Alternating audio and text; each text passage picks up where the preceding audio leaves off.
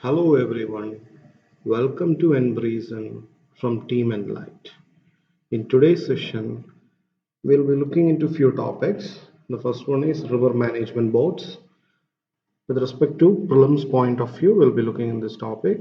Next one is the National Edible Oil Mission, a new scheme under Government of India. Both with respect to prelims and mains, we will be analyzing this topic. Third one is CCI or Competition Commission of India. The relevant points about this statutory organization we will be looking, and the final one is with respect to Belarus for prelims geographical location based point we'll be looking in this topic.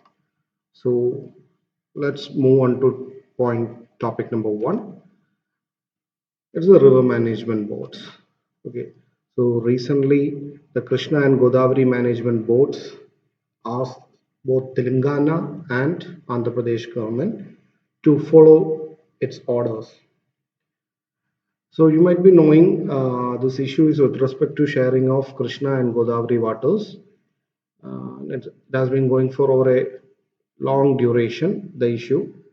The verdict has already been given. Still, both the state governments are not willing to follow the orders. So this is the gist of the issue. So with respect to prelims, we need to analyze what are river management boards. The second point is Godavari, Krishna tributaries. Both are important with respect to prelims. So under Article 262 of Constitution, we have got a mechanism for adjudication of water disputes, and this is outside Supreme Court or another court's jurisdiction. And this has to be decided as per River Board Act 1956. And based upon the verdict of the River Board, the concerned parties has to follow, and it's binding upon the concerned parties. Please do remember, it's only applicable to states, and with respect to union territories, this act is not applicable. Okay, so these are the major points with respect to river management boards. Do refer to Article 262 of Constitution. Now, we'll also need to look into the tributaries of Krishna and Godavari. The major tributaries as per NCERT are Gatprabha. For Krishna, it is Gatprabha, Malprabha, Bhima, Tungabhadra, and Musi. For Godavari, the major tributaries are Purna, Pranhita, Indravati, Sabri, Pravara, and Manchira. So please do refer to these tributaries. It's important for prelims point of view. The tributaries, not only for this river, other rivers too, kindly refer. So this is the first topic, river management boards. Now coming to the second topic, it is National Edible Oil Mission, oil palm. So this is a new scheme introduced by Government of India. The major motive behind introducing this is to ensure India becomes self-sufficient with respect to edible oil. The core idea is recently India entered into the top 10 countries with respect to agricultural export, but in spite of this, India is still dependent for edible oil. So edible oil still we need to import from other countries to fully satisfy India's demand.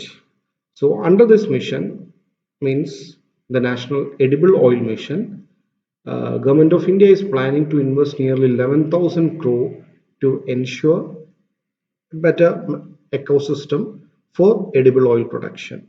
They will be providing new technologies and quality seeds to ensure better productivity.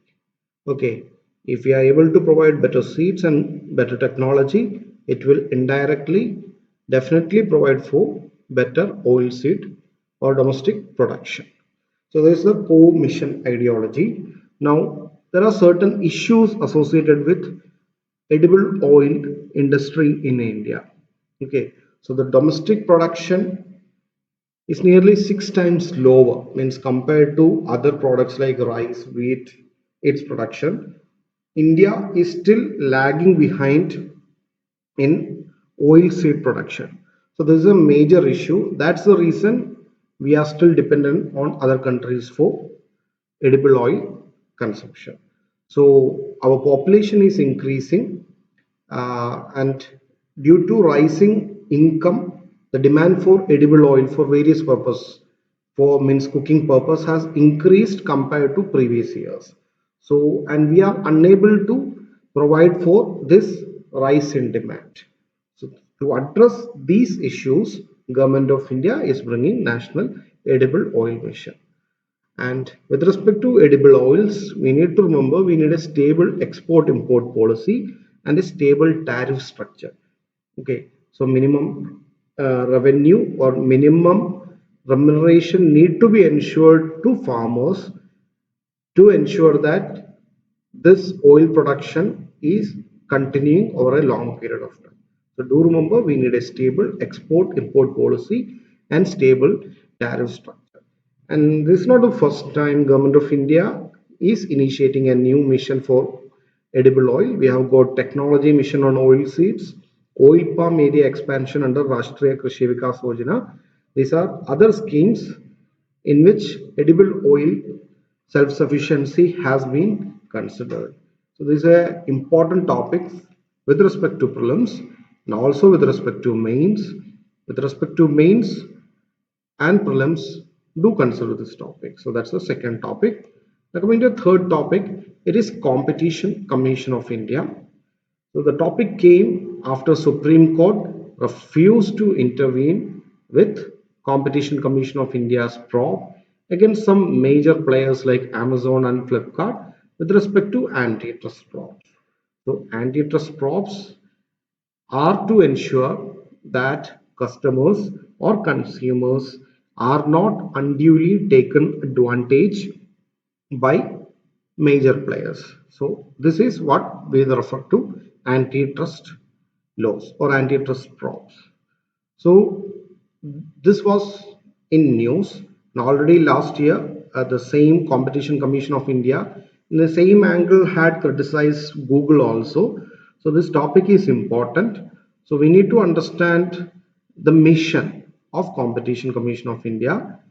As per this was established by Government of India as per Competition Act 2002 in 2003 to ensure a level playing field to the producer and to ensure welfare of the consumers. So this was a major mission of Competition Commission of India. They have got a chairperson and six other members with a 5-year term. Till the age of 65, they can continue in office and they are eligible for reappointment. So these are important points with respect to Competition Commission of India in a prelims angle. So even though we are not considering the mains angle in this topic, but do remember statutory organizations and constitutional bodies are important with respect to GS paper 2 for mains. So this topic can be considered a potential area for mains. Since this topic has not been asked in the recent times, so we need to understand the major challenges and issues with Competition Commission of India in a mains point of view, which we will be considering in the coming sessions.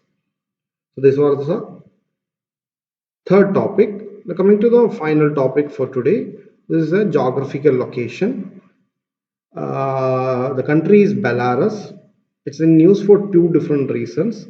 One, with respect to its president, protest is being held across Belarus, especially in its capital Minsk, against the appointment of president.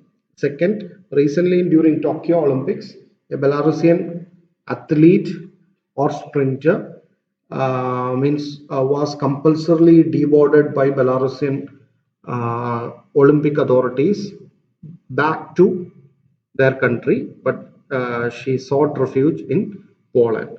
So this is the why it is in news. So this is a landlocked country. It shares boundary with Russia, Ukraine, Poland, Lithuania, and Latvia. Capital is Minsk. It's near to Baltic Sea. Black Sea is also near, somewhat near to it. So do remember It's a landlocked country between so and so countries. Means Russia, Ukraine, Poland, Lithuania, and Latvia. Consider this means this is a topic in news. So these were the important topics that we discussed for today. Hope to see you again in the next sessions. Thank you.